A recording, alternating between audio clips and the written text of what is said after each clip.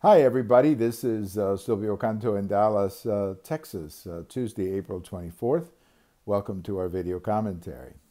You know, we've been talking a great deal about the U.S.-Mexico border and some of the problems on that border, people crossing over, illegal crime, and all of that going on the border. And now we're hearing about a caravan of people who apparently is still walking north, hoping to cross the border. Many of them are apparently seeking asylum. I don't know exactly what's going to happen or when they're going to get here, but there are news reports that the caravan is going on. In fact, the Trump administration has issued some statements on that. So we don't know exactly when they will get here, but apparently they want to get to the U.S.-Mexico border. But there's a couple of other borders in our hemisphere right now under a great deal of pressure. One is the Venezuela-Colombia border, and the other one is the Venezuela-Brazil border. Now, of course, the common denominator in these two problems is Venezuela because of what is happening in that country. You know, we say that Venezuela is imploding. I happen to think the country has already imploded. And what you're dealing with is just a chaotic survival situation where, you know, everybody's out for themselves. There's very little order.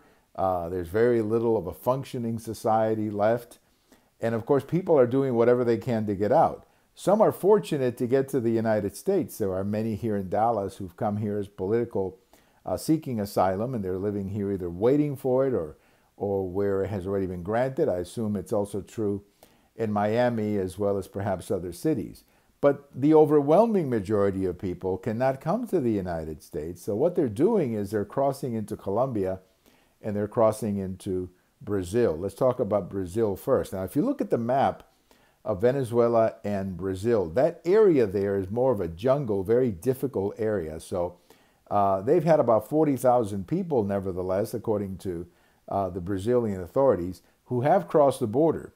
It's a very dangerous crossing, by the way, because, again, you're in the jungle. This is not, there's not a lot of highways or cities in that area for people to at least stay or depart from. So you're basically walking through the jungle into Brazil. And again, Brazil says that about 40,000 people have already crossed over. There was a report that Brazil was going to put the military there just to maintain order, because when you have that many people, it's very easily criminality and lawlessness can take over a particular region. Over in Colombia, that area is a little easier because there are some cities near the Colombian border, like Merida, which is not that far, or even Maracaibo, which is further north, but still they're not as far, and those are larger cities. And according to President Santos of Colombia, about 100,000 Venezuelans are crossing the border every month. That's an unbelievable figure if you just think about that. 100,000 people, if they keep that up, that's 1 million people a year. I mean, that is a humanitarian crisis Colombia simply cannot handle. In fact, the Colombians are already very concerned about it, and they should be. They should be. President Santos was saying, we don't have the resources, we don't have the health infrastructure, we don't have the educational infrastructure, because many of the people who are crossing over are families with children. So you have to have schools for these children, you have to have jobs for the men, you have to have health care, obviously, for the families as well. So it's a terrible situation. It's an absolutely horrible situation. And as I've said before, Venezuela has already imploded. We're not waiting for the implosion. It has already imploded. And what is happening is a humanitarian crisis that is now moving into Colombia and moving into Brazil. And God only knows where else it'll go, and God only knows how many more people.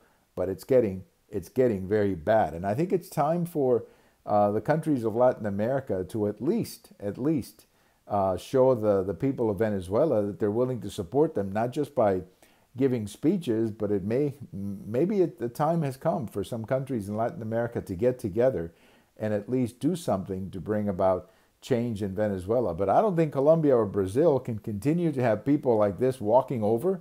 I just don't know that they can go on too much longer. 100,000 people a month, Colombia cannot handle that. Frankly, no country in the world could handle that. Certainly not 100,000 people a month. So serious humanitarian crisis going on down in Venezuela. Thank you for watching. We have all of these at YouTube. We have them on Twitter, and we have them on my blog. Bye-bye, everybody.